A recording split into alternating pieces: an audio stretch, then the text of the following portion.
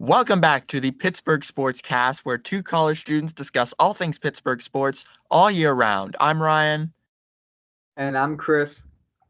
and we welcome you to episode 2 of our second season of the Pittsburgh Sports Cast. A little late, but here we are on a nice Tuesday evening as we are recording this.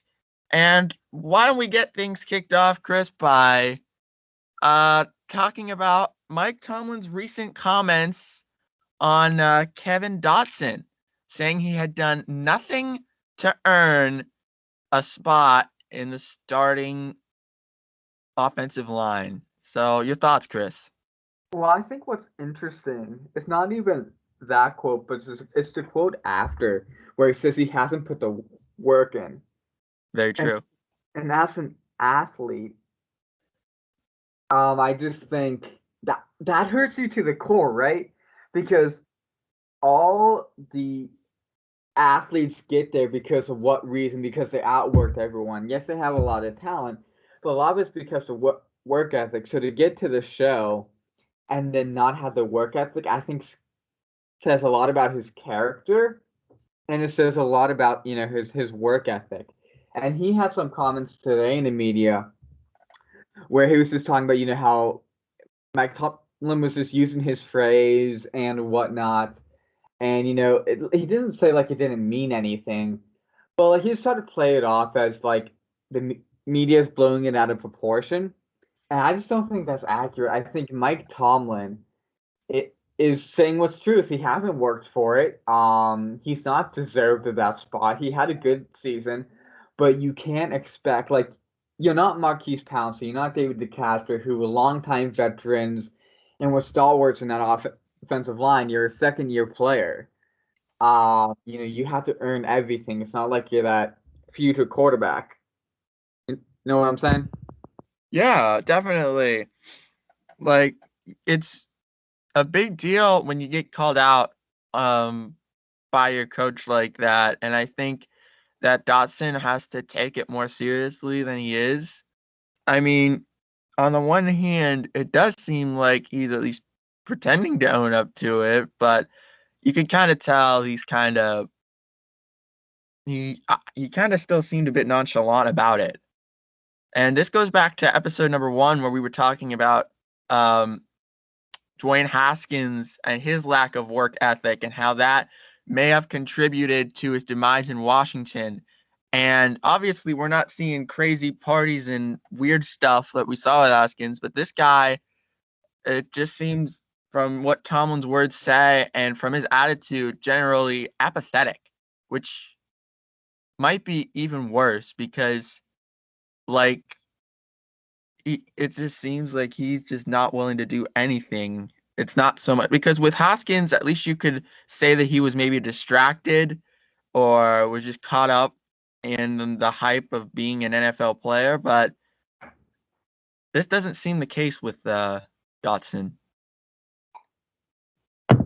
Which is kind of mind blowing to me because if you follow him on Twitter, he posted a lot of workouts he was doing with like James Harrison in the off season. I'm putting that work in.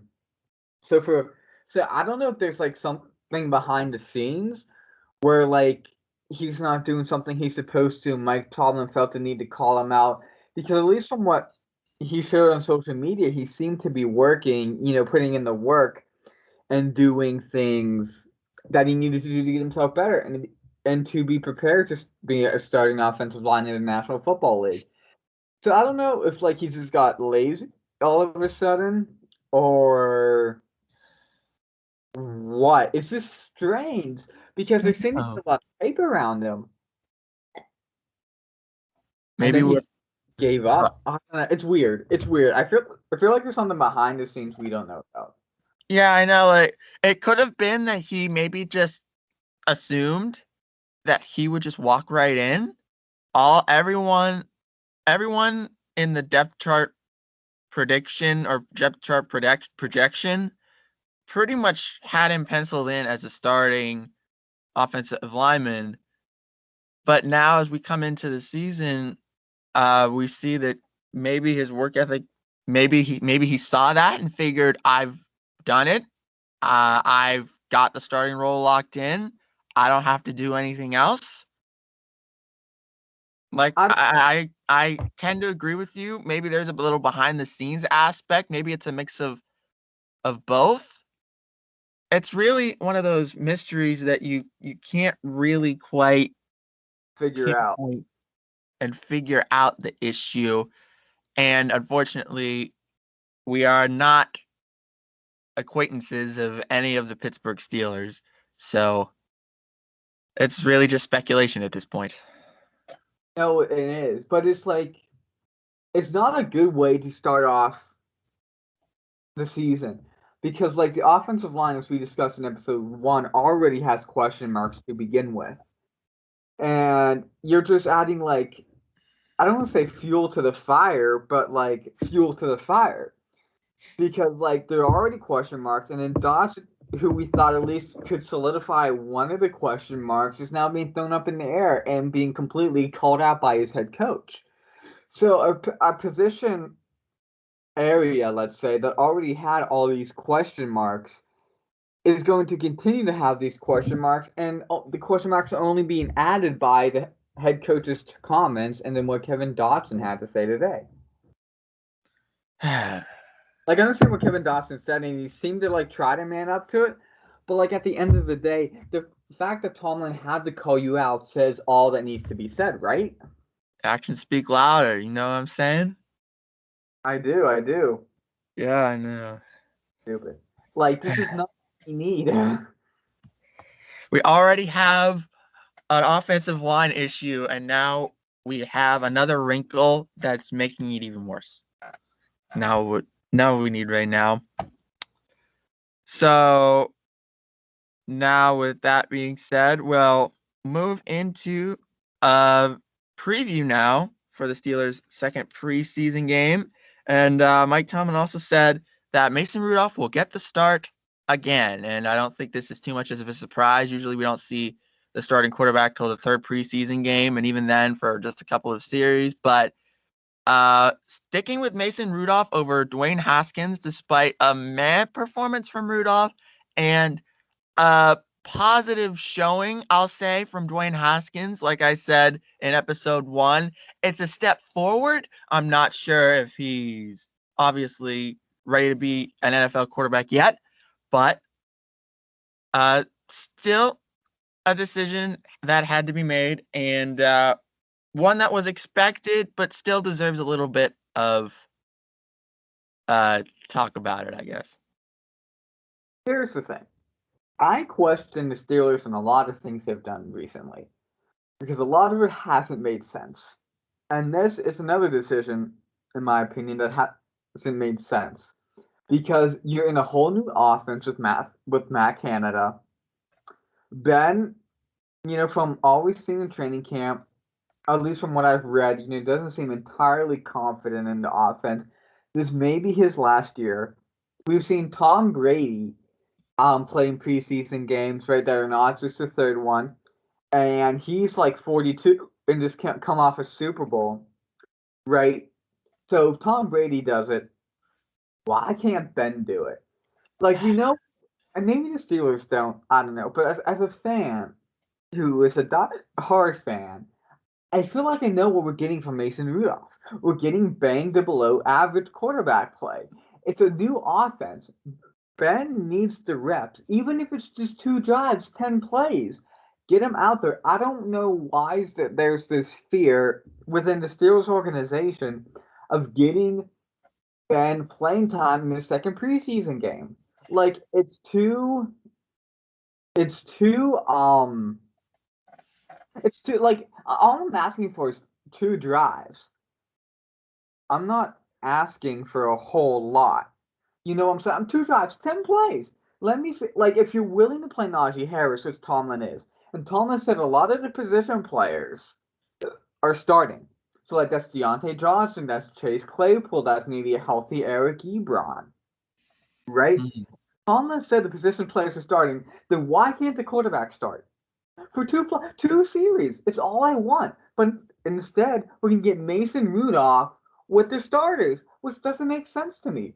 Why is Mason Rudolph getting to play with the starters? Is he going to be the starting quarterback this season? I don't think so. So why is Mason Rudolph getting these extra reps with the starters in a new offense when Ben, I think, needs them? Yeah, I think playing all the starters if you're not going to play Ben is a questionable choice, but I generally can see why they're not playing Ben. Like you said, Tom Brady's in his 40s and he's still playing preseason games, but Tom Brady throughout his career has been shown to be a much more durable player. I can't think of very many Tom Brady injuries other than that one unlucky ACL. ACL tear at the start of the 2008 season. But other than that, he's hung in there. It's part of the reason why he's still one of the best quarterbacks in the NFL despite being in his 40s. But we've all followed Big Ben's career throughout pretty much our whole lives. And we know that it's never a given that he will play 16 or in this case 17 games in the season. And especially now that with the added game, you don't want to risk your starting quarterback. I don't think my frustration lies so much with resting Ben. My frustration lies with playing all the starters because if you're gonna if you're gonna rest Ben, you should probably rest not all the starters, maybe, but maybe a bit more of the starters, or at least, I mean, cool, I guess, that you get to build up chemistry and it could be practice for. We did see last season Ben sitting out a game or two, even though he was perfectly healthy, just as like a load management situation. Uh, going full LeBron James on us here. So maybe practice for that. But like I said, I think the questionable decision for me at least is playing all the other starters at once. Um, and not so much with resting Ben, because I can see why they would do that. Okay, but then here's I'll throw this at you then. Why then? Like, okay, so then if this, so if the Steelers struggle in the regular season for the first 3 to 4 weeks, and the offense isn't playing well, don't like could that not be avoided by getting reps in the preseason? Aside from struggling maybe against because the first 4 games are against the Bills, Raiders, Bengals, and Packers. Okay, so aside from the Bengals and maybe the Raiders, like the Bills and Packers are great football teams, and the Steelers' offense can't afford to suck in the first couple weeks. Their schedule's too difficult. You know what I'm And if you take your standpoint of well, let's play no starters, then their first reps are going to be week 1 against the AFC Championship game participants because they lost against the Chiefs, but they made it to the championship game. Oh, my I'm not, bad. So but that's like I'm this. not. Oh, sorry.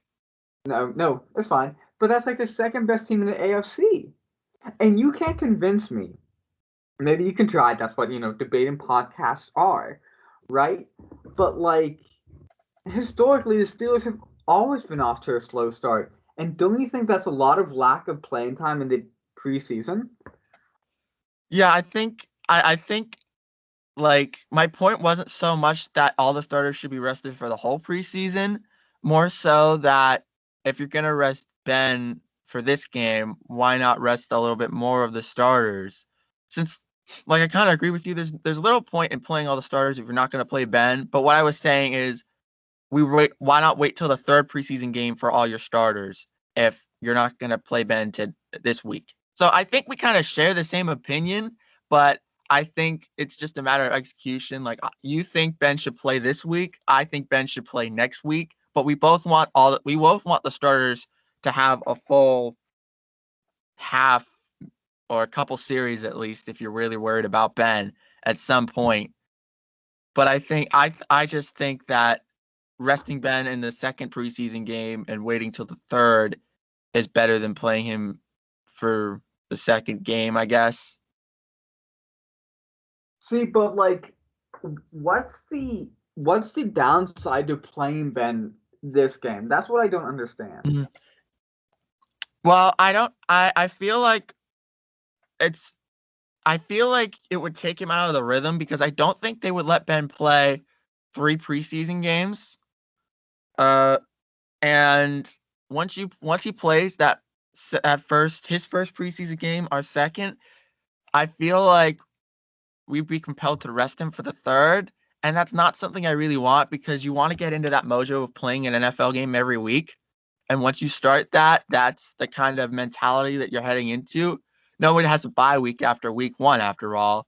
And so I think it's just getting back into the grind and getting a consistent schedule. But I think that playing an extra preseason game might hurt him physically. And How what'd you say? like how so? How could it hurt him? Well, just like I said, we're risking the injury concerns if you play an extra preseason game. We want him healthy for the 17-game season. But like my thing is he really gonna get hurt in how many preseason games are we playing this year?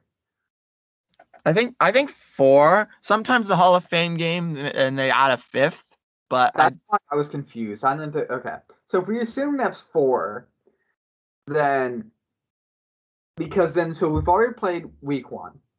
yeah. Okay. So that's over with. He didn't play.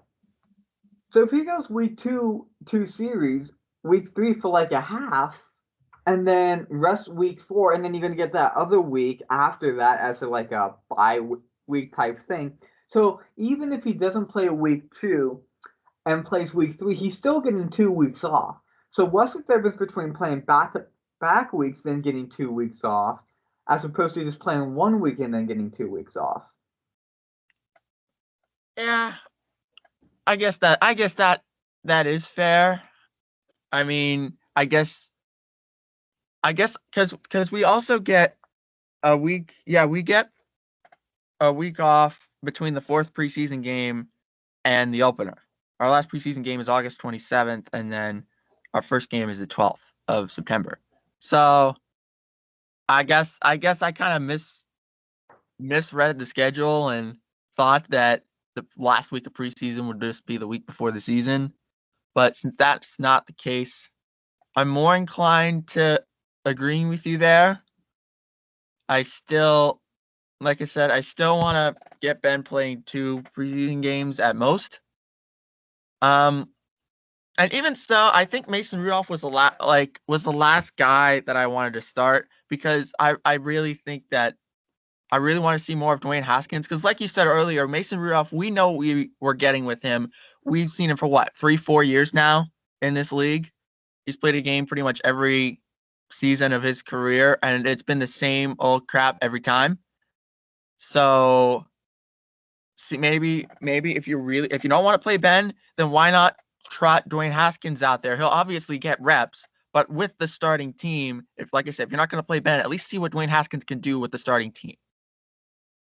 No, I'm with you there. Like I'm mad you're not starting Ben, but if you're really sticking to your guns and say like I don't want to start Ben, okay, that's fine. But then start Dwayne Haskins, right? Dwayne Haskins is a wild card here. Dwayne Haskins is who I think a lot of Steelers fans want to see because they're done with Mason Rudolph. Mason Rudolph hasn't impressed them. They didn't see any jumps. He still doesn't look like he's making this great improvement, right? So let's put Dwayne Haskins in. He can't be worse than Mason Rudolph. I Like no know. stuff, and he may be this great person and whatnot. I don't know him personally, but just judging on the football field, he has not been good. So Dwayne Haskins, at least let him see what he can do. What do you have to lose? I know like I think Mason Rudolph was like the worst case scenario in terms of starting quarterback. But it is what it is. Uh you know what they say. What's the So now that we've addressed the quarterback situation, is there anything else you'd like to address in terms of previewing the Steelers' second preseason game against the Eagles? I'll be interested, even though we don't have Ben. I'll be interested to see how the offense does. I obviously am expecting a better performance than one. It like I said, I was disappointed with offense week one. Preseason week one, obviously. You only scored 2 touchdowns, and those 2 touchdowns were against, 2 turnovers, more or less, a punt return and then the muff punt. So Yeah, I'm excited to see what the defense does. I mean not defense, offense. On the defensive side of the football, I guess before go to the defensive side of the football, I guess the number two things I'm looking for, Najee Harris. Does he take that step? Right? Is he, again, I know a lot of it's dependent on that offensive line, but how's he look? Is he doing the fundamental things well? Is he doing, as Mike Collins says, the routine things routinely? Or is he struggling? Is he struggling in pass protection? Is he making sure we're getting positive yardage? I'm not trying to make a big play and losing yardage. And the second thing is the drops. And I know this is kind of beating a dead horse, but like the drops are a thing, and we saw them come up in week one. And can Deontay Johnson and Chase Claypool and those boys finally learn how to catch the football? I think that's going to be a big thing to look forward to. And on the defensive side of the football, man, the Eagles are not a good offensive football team. Hmm. Their quarterback depth chart is a joke, being Jalen Hurts and Joe Flacco. Um, and then someone else who I forget, who I haven't even heard of. It's their third string. Hmm. So they don't have a good quarterback play. They don't have a lot of offensive weapons anymore because they're either hurt or they left or they retired. They have Miles Sanders, who's a good running back. But like on the offensive side of the football, I mean, quarterback side of the football for the Eagles, I think there are a lot of question marks. And I don't know all the Steelers defense. I know T.J. Watt, obviously, since he's holding out, isn't playing. I don't think Hayden is Hayden going to play. I don't know. I don't know either. I think they said he was gonna, but he might Okay. not. Okay, so if Hayden plays, then like if you play like a good starting Steelers defense, then there's no way Philly should move the football. Philly's not good. They have a really good defense, especially front seven. But offensively they are atrocious. And that's coming from a Steelers fan. Let's be real.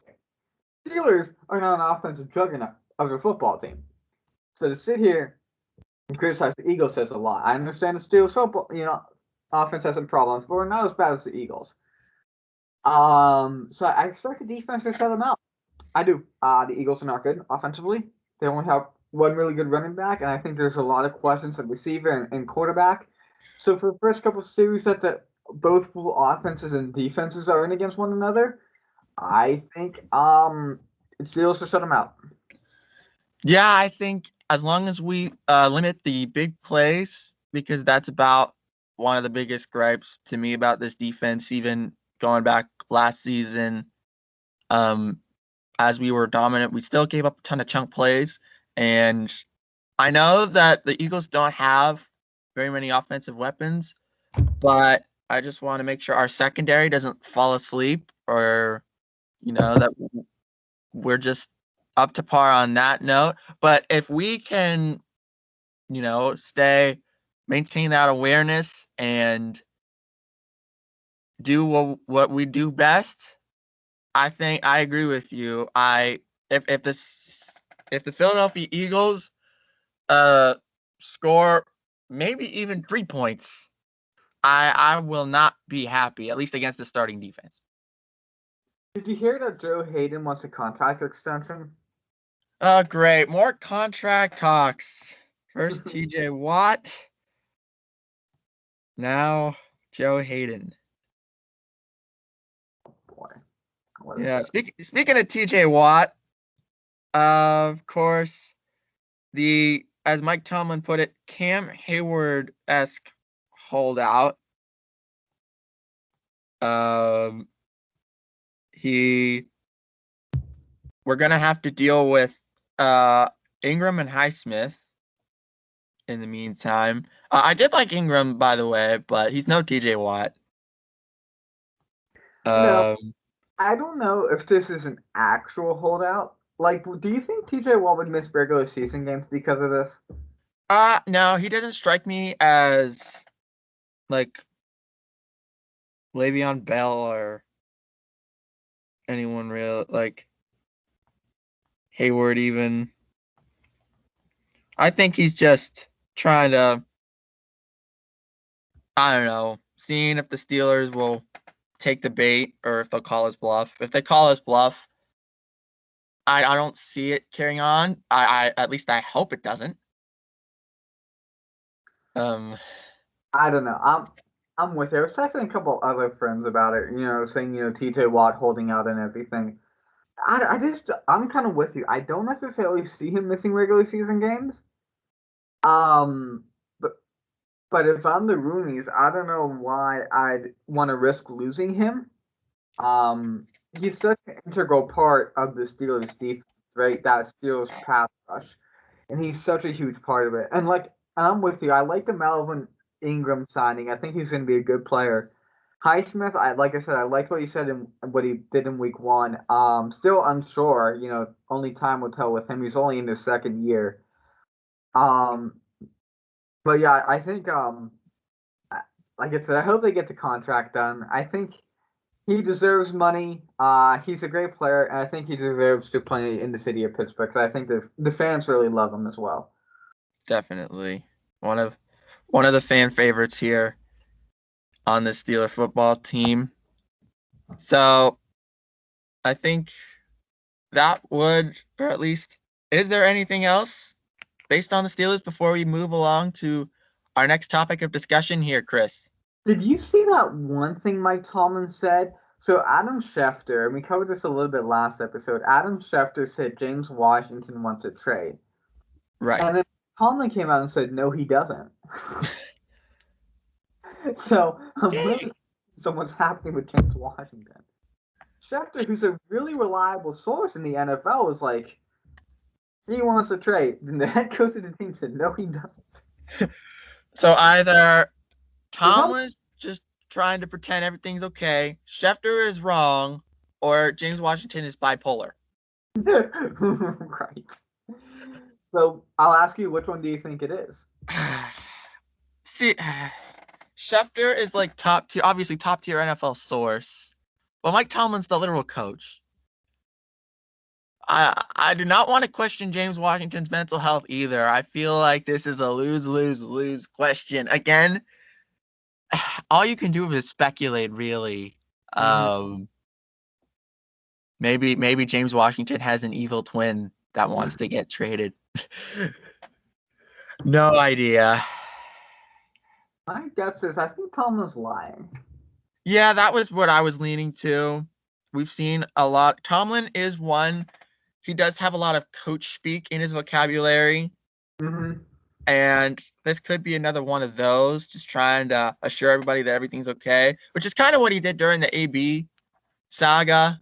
Mm-hmm. Even though, you know, crap was hitting the fan behind the scenes, he did a very good job of at least making it seem like it was okay for the vast majority of it until the very end. So this could be an instance of Mike Tomlin just maybe even wanting to like dodge the question or just getting them to move on to something else, because we've seen that before regarding sensitive topics such as this one. Yeah.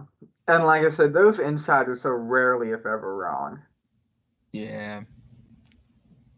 Especially Schefter. Yeah, especially Schefter. Schefter's pretty on point. Now, time to analyze the joke of the city, the Pittsburgh Pirates, who just got swept 4 games in a row. And only one of them was really close, which was the last one. I think the first one was close too. The two in the middle were not close. Um, by the Cincinnati Reds in the weekend series, they're last time I checked, they were losing the one play they're playing right now, 2-0. So Ryan, thoughts on the beloved Pittsburgh Pirates? We suck. That's my thoughts. I don't know what's more to be said. I mean, we're currently in the rebuild phase. So, I mean, I remember back in April when we were still at school, you and I would often facetiously root for us to lose. Obviously, I would never do that with my whole heart.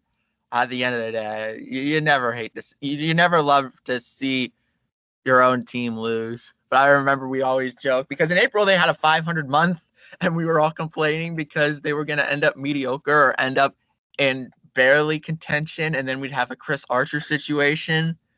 But I guess, quote unquote, luckily, we managed to become the Pittsburgh Pirates again and be the worst team in baseball.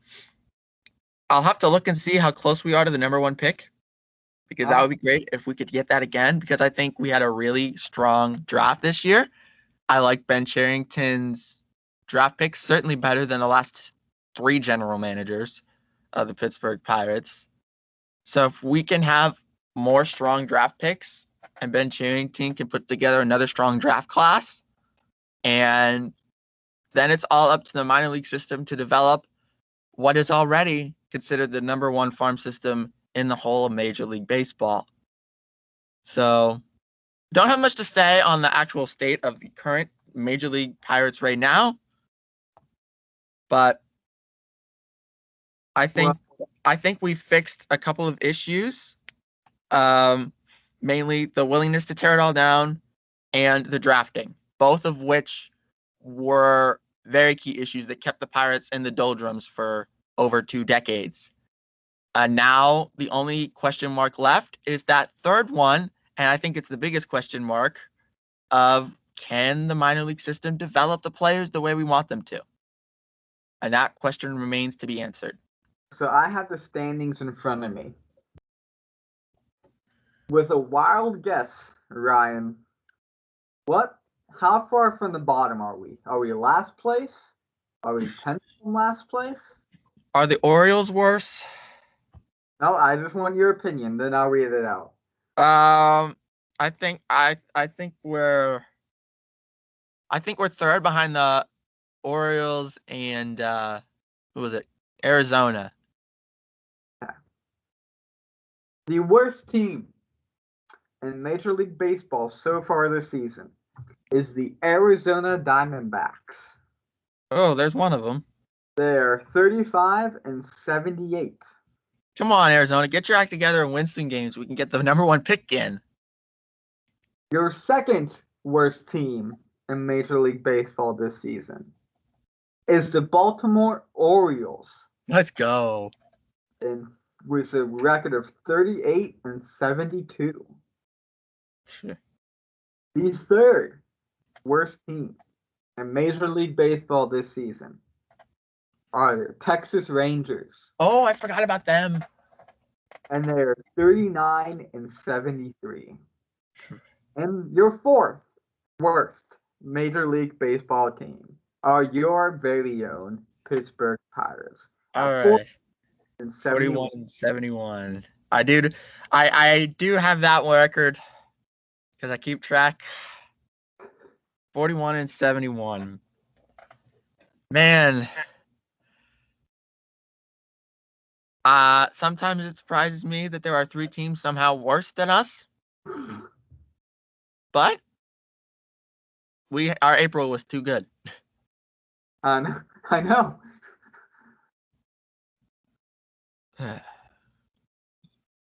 I mean, right now, I guess the only how are their teams worse than us? Like that boggles my mind. Like Derek Shelton has a 6-man rotation.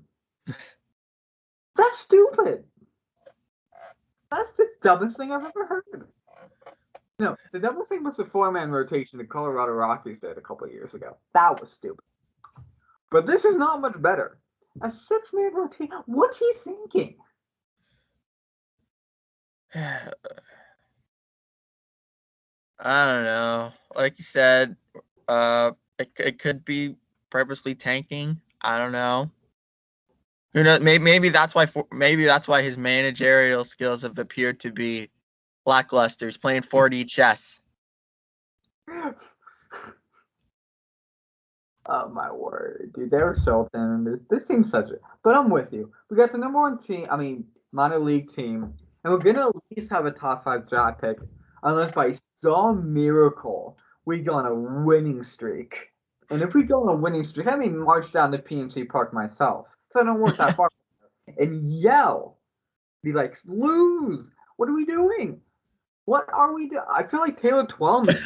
I was just gonna say that.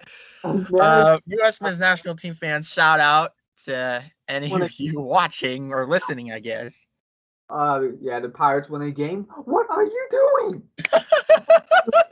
You won a baseball game? Do you not understand the plan here? Oh boy, it's the feels like major league, except none of the players are funny. We only have one good player right now, and that's Brian Reynolds. Yeah. Well, I don't know if we plan on trading him. I know Charrington said prior to the deadline he was untouchable. Essentially, he singled him out actually as the only player that was untouchable. So I don't know if he plans on him being this generation's catch and just being the face of the franchise. But we'll just have to see. Anything else to be said on this abysmal team? Not really. Guess we can just talk about Pitt football then. That season's coming up pretty soon. Yes, it is. I forget. Let me look when the first game is. Oh, we can play Guess the Record game. This is always my favorite game. Before things go to hell. I did see in the preseason they're ranked to finish second or third in the ACC Coastal. Honestly, I mean, I know we've gotten good recruits, but kind of surprises me. You know, to play the record game. Ryan, are we ready? okay. Their first game is September 4th at 4 p.m. That's Nice. really awesome. Against the University of Massachusetts. Do they win or do they lose? If we lose this game, I don't think I will ever wear anything Pitt on my back again. So I'm gonna go with that win for you. Yeah, if we lose this game, we should just cancel the rest of the season. I don't want a Michigan versus App State situation here. Then on September the 11th, rest in peace to all those who were lost on that day. Yes, indeed. 20 Pittsburgh. years. Amen. Pittsburgh against Tennessee. I mean, SEC schools are SEC schools, but it is Tennessee. But at Tennessee, though, that's a really hostile atmosphere. It's one of the toughest places to play in college football. I don't think we can pull it out. Okay. I'm going to go with it now. Right now. Then, on September 18th at noon, we play Western Michigan. Another home game versus a MAC opponent, an historically good opponent, one of the better group of 5 teams in recent years. But I still think we're gonna pull it out. Okay. Then on September 25th, Pittsburgh against New Hampshire. This is another one of those. If we lose, just cancel the season because there is no hope. That's a win. Okay, so we are 3-1. Then we begin ACC play on October 2nd. Big time, big time. We go to Georgia Tech. I'm gonna go with the dub there. Okay. We are gonna get a road win. Georgia Tech is so bad. They're such a disgrace to ACC football, but that's a different story. Then we have a bye week, so we get to rest up. And then we go on the road again to play Virginia Tech.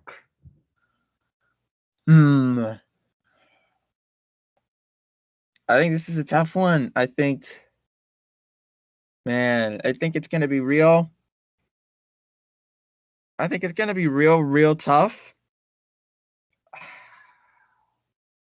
It's on the road to Virginia Tech's another one. It's one of those ACC environments where they actually have a good fan base and they always show out and they always like sell out their games. So I'm gonna go 4-2, right? That would be it. 4-2. Yeah, So you have okay, and 1-1 in the ACC, right.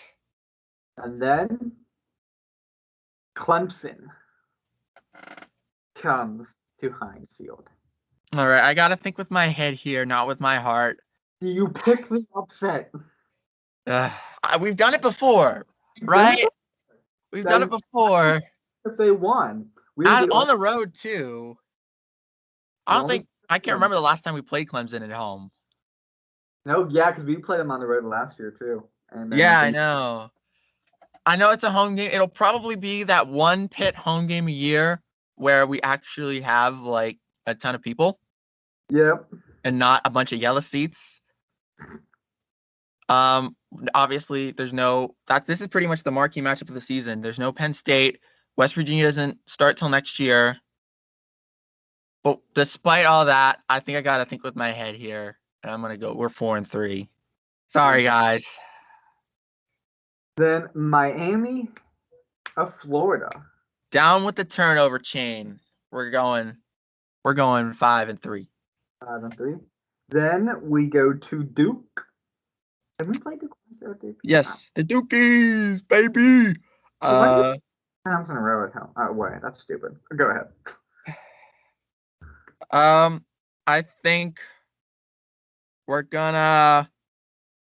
I think we're gonna start it or go on the road and get another road win here. It's Duke. Not much more to say. I know they had a good year that one time, but man, they're just waiting for basketball season. And then UNC comes to Pitt. Ironically, we get Duke and UNC back to back. I think we're gonna complete the Tobacco Road sweep. Okay.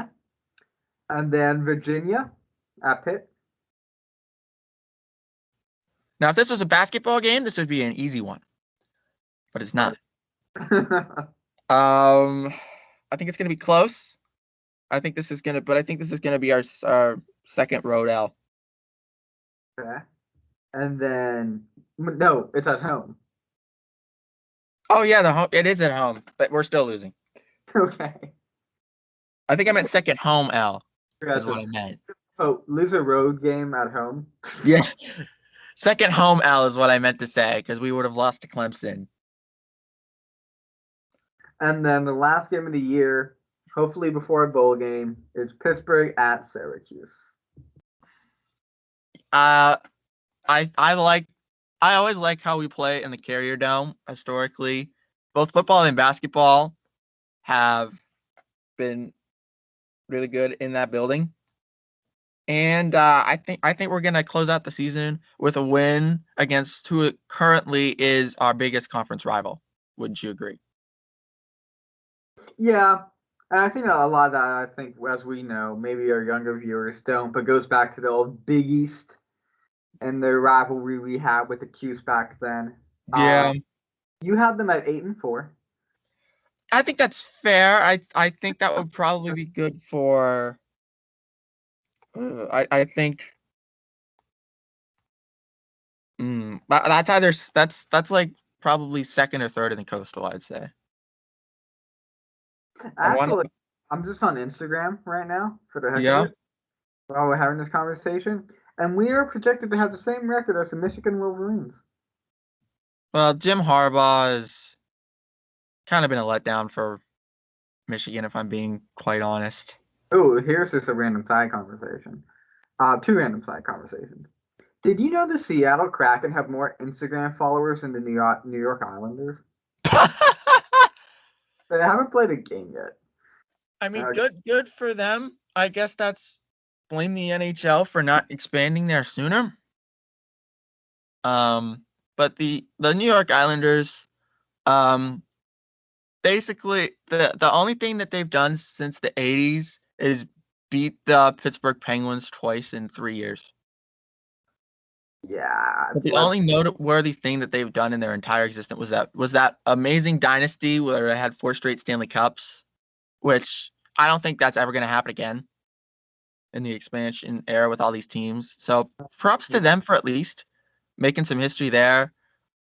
But can you really blame them for? I mean, the Rangers are New York's team. Obviously, if you live on Long Island, you're more likely to be an Islanders fan. But they got a new arena, so that they got that working for them. That's true. And they do have a good hockey team. Yeah, better than the Rangers have been. But people still will go to Ranger games because it's Madison Square Garden and all the history, original 6 team. Crazy. Yeah, dude. I don't know. It's crazy. Like, what is he doing? Okay. Yeah, bro. I mean, 8-4 seems like a good record for Pitt. I'd be satisfied with 8-4. I I feel would, like I feel like I'm I, setting myself up to be let down, but I would like us to win the Coastal just because it's so weak. But then we play Clemson, and that's so difficult, dude. yeah. Why do we get Clemson back to back? No one needs to explain that. Uh, I mean, at least we hopefully will get a sellout at Heinz Field. I mean, that would be cool. It's probably going to be a prime, maybe not prime, depending on how Pitt's doing. I guess it could be prime time. Yeah, it depends on how Pitt, Okay. Pitt is doing. Anything else you want to talk about? Not unless there's something else you want to talk about. Nah, not from Pittsburgh sports wise. I think we covered it. Yeah. All right. So we'll So come to hopefully Thursday night with yeah, reaction because you worked the weekend, right? yeah, I do. There's a little blurb at the end. The U.S. Amateur Championship is at Oakmont Country Club. I'm actually volunteering. Um, I guess check it out on the Golf Channel pretty much anytime Wednesday through Sunday, maybe Monday. It rained today and they actually couldn't finish the second round of the stroke play. And so they're actually going to have to resume it tomorrow morning. Dude, how many rounds are there? There's so yesterday was the first round of stroke play and then today's the second round. Um and then into tomorrow. Today was just supposed to be the whole second round, but with the rain, they'll have to finish it tomorrow morning. And then they'll take the top 64 and put them in a bracket. And then Wednesday through Sunday is match play elimination style Really? until we come down to one final golfer who will get to go to the next 2 Masters. Bro, that's weird. Is that not weird? That feels weird. It's how they've been doing it for a while, but I don't know. Why don't they just do stroke play like every other golf tournament? like I said, it's been around. I mean, when Bobby Jones won it, it was match play. That's weird. Okay, that doesn't make it less weird. Yeah, I guess. That just I means mean, that I they kind of, I kind of always wanted there to be more match play in high level golf because I always like match play with the dynamic of hole by hole because it means if you have one bad hole, you're not screwed for the rest of the round of the tournament. You can always make it up. exciting. Unless, If you do screw up though, like that puts pressure on every hole though. oh yeah, I mean, or every shot even. oh yeah, and it is kind of frustrating if you like have a really good hole, but then your opponent does better, and it's pretty much for nothing. But that's the dynamic of match play, especially at a course like Oakmont. It's going to be really interesting because there are sure to be some holes where like bogey will win you the hole. Um, like the setup yesterday was pretty tough. It was very dry, and so the conditions were very fast. There was not a single under par score at Oakmont yesterday. There were a couple of under par scores today because the rain was able to soften up the course a little bit. But Yeah, it's gonna be a challenge. It's gonna be grueling. 7 days of absolute chaos. Um, it should be fun to watch. I think especially if you're from Pittsburgh, it's always cool to see the local courses. Obviously, good luck to the players who are faced with this quite the challenge. Oakmont's not an easy task. Man, I wish I could play it though. Unfortunately, I do not have $75,000, nor do I know anyone who would invite me. Jeez, that'd be crazy. All But I right. think that will do it. So, as a reminder, if you haven't yet, follow us on Twitter at PGH Sportscast. And you can also comment on YouTube if you're watching it there, or find us on any podcasting platform pretty much. And we will see you on Thursday night. But until then, I'm Ryan. And I'm Chris. And we'll see you next time on the Pittsburgh Sports Cast. So long, everybody.